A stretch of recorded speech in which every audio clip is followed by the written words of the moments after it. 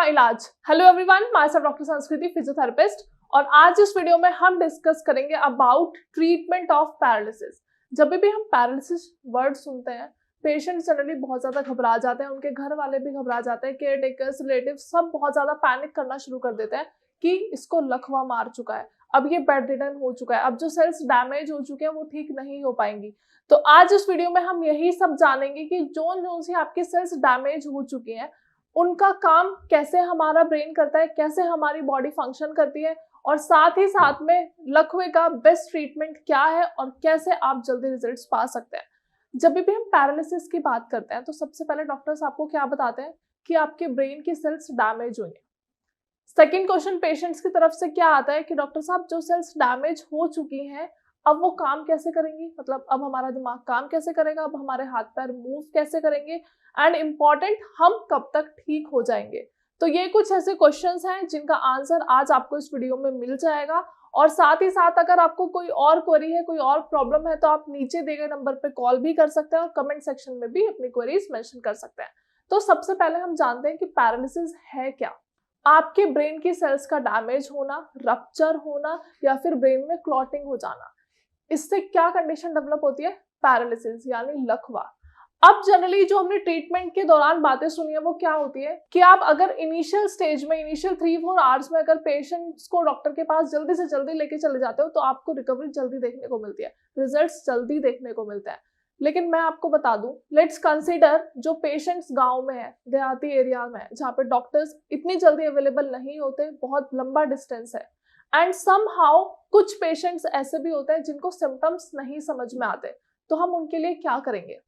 क्योंकि पर्टिकुलरली आज ये वीडियो ट्रीटमेंट के बारे में है और गोल्डन आवर्स में जो पेशेंट्स डॉक्टर्स के पास विजिट नहीं कर पाते हैं वो कैसे इलाज करेंगे ये हम समझते हैं। सबसे पहले डॉक्टर्स आपके टेस्ट कराते हैं। तो आप जब भी डॉक्टर के पास विजिट करोगे, चाहे आपके डॉक्टर नियर बाय है चाहे बहुत दूर है, तो सबसे पहले क्या होगा, test. Second protocol is blood thinners. तो ये जरूरी नहीं है कि आप डॉक्टर के पास इतने विजिट करोगे, इतने आप पेशेंट का कुछ नहीं कर सकते। आप उनको ब्लड थिनर्स दे सकते हो, आप उनका बीपी और शुगर कंट्रोल करवा सकते हो, आप उनका ध्यान रख सकते हो। ऐसी बात जरूरी नहीं है कि आप पेशेंट्स को सिर्फ और सिर्फ डॉक्टर के पास ले जाने की कोशिश करोगे या जल्दी से जल्दी भागोगे। आपके हाथ में भी कुछ ट्रीटमेंट्स हैं। आप पेशेंट्स का ब्लड प्रेशर कम करवा सकते हो, आप पेशेंट्स को रिलैक्स करवा सकते हो, साथ ही साथ आप नियर बाय डॉक्टर से ब्लड थिनर्स ले सकते हो। ये कुछ ऐसी गलतियां हैं जो जनरली पैरालिसिस के पेशेंट्स और उनके घर वाले कर देते हैं। उन्हें ऐसा लगता है कि हम एकदम से कोई ट्रीटमेंट नहीं दे सकते हैं, हम किसी भी डॉक्टर से कंसल्ट नहीं करवा सकते हैं। जनरली पैरालिसिस पेशेंट्स को या फिर उनके घर वालों को ये बताया जाता है कि आप अच्छे महंगे एडवांस्ड हॉस्पिटल्स में जाओ, एडवांस डॉक्टर के सुपरविजन में जाओ। लेकिन हमें इनिशियल स्टेज में ये जानना बहुत ज्यादा जरूरी है कि आपको डॉक्टर से कंसल्ट करना है जल्दी से जल्दी। तो आप किसी भी छोटे हॉस्पिटल में जाके भी ट्रीटमेंट स्टार्ट करवा सकते हो, हम बाद में पेशेंट्स को शिफ्ट करवा सकते हैं, कोई प्रॉब्लम नहीं है। लेकिन इंपॉर्टेंट क्या है कि इनिशियल स्टेज में आपको जल्दी से जल्दी डॉक्टर को विजिट करना है, जल्दी से जल्दी हमें ट्रीटमेंट स्टार्ट करवाना है। तो आपको घबराने की बिल्कुल भी जरूरत नहीं है, या फिर जो पेशेंट्स हैं जिनके इलाकों में अच्छे हॉस्पिटल्स नहीं है, उन्हें बस डॉक्टर की कंसल्टेशन के लिए डॉक्टर के सुपरविजन में जाना है, उनसे पूछना है कि क्या प्रोटोकॉल है। एटलीस्ट शॉर्ट टाइम में आपका ट्रीटमेंट तो स्टार्ट हो जाएगा, आपके ब्लड थिनर स्टार्ट हो जाएंगे, आपके ब्लड प्रेशर की दवाइयां स्टार्ट हो जाएंगी। अब हम सेकंड क्वेश्चन के बारे में बात करते हैं जो जनरली पेशेंट्स पूछते हैं ट्रीटमेंट के दौरान कि डॉक्टर साहब जो सेल्स डैमेज हो गई है अब वो काम कैसे करेंगी। और ये बात पेशेंट्स को समझाना एट टाइम्स बहुत डिफिकल्ट हो जाता है। तो अब हम इसे थोड़ा सा ईजी तरीके से समझते हैं।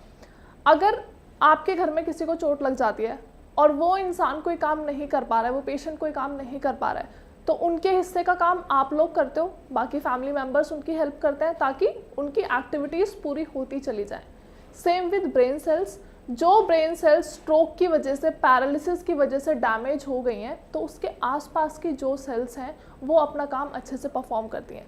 जो सेल्स डैमेज हो चुके हैं हम उनका कुछ नहीं करते, हम उनको रिवर्स नहीं कर सकते, लेकिन जो बाकी बची हुई एडिशनल सेल्स हैं, जो आसपास की सेल्स हैं, वो उन डैमेज सेल्स का भी काम करती हैं।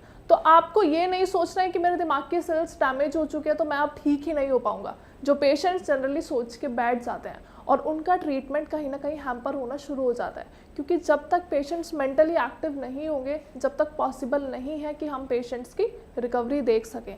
तो आपको ये सिर्फ समझना है कि आपका ट्रीटमेंट चल रहा है, आपको करना क्या है, सिर्फ आपको शांत रहना है, अपनी मेडिसिन टाइम से लेनी है, डॉक्टर के साथ पूरा कोऑपरेट करना है, अपने घर वालों के साथ पूरा कोऑपरेट करना है, डाइट टाइम से लेनी है और एक्सरसाइजेस भी टाइम से करनी है। क्योंकि बहुत बार मैंने भी अपने पर्सनल एक्सपीरियंस में पेशेंट्स देखे हैं, जब उनको ये पता चलता है कि उनके ब्रेन की एक्टिविटीज़ अच्छे से नहीं हो पा रही हैं, तो पेशेंट बहुत ज़्यादा पैनिक कर जाते हैं, जिसकी वजह से उनका ट्रीटमेंट उन्हें देखने को नहीं मिलता, क्योंकि वो इतने ज़्यादा घबराए हुए होते हैं। अगर उनकी थोड़ी बहुत भी रिकवरी हो रही होती है तो वो सोचते हैं हमें कोई फ़र्क नहीं लग रहा, हमें दवाई से कोई आराम नहीं है, हमें एक्सरसाइजेस से कोई आराम नहीं है। तो अगर आपको पैरालिसिस की बेस्ट रिकवरी चाहिए, बेस्ट ट्रीटमेंट अगर आप चाहते हैं, अगर आपको चाहिए कि मुझे रिजल्ट्स जल्दी से जल्दी मिले, तो सबसे पहला आपको डॉक्टर से टाइम टू टाइम कंसल्ट करना है।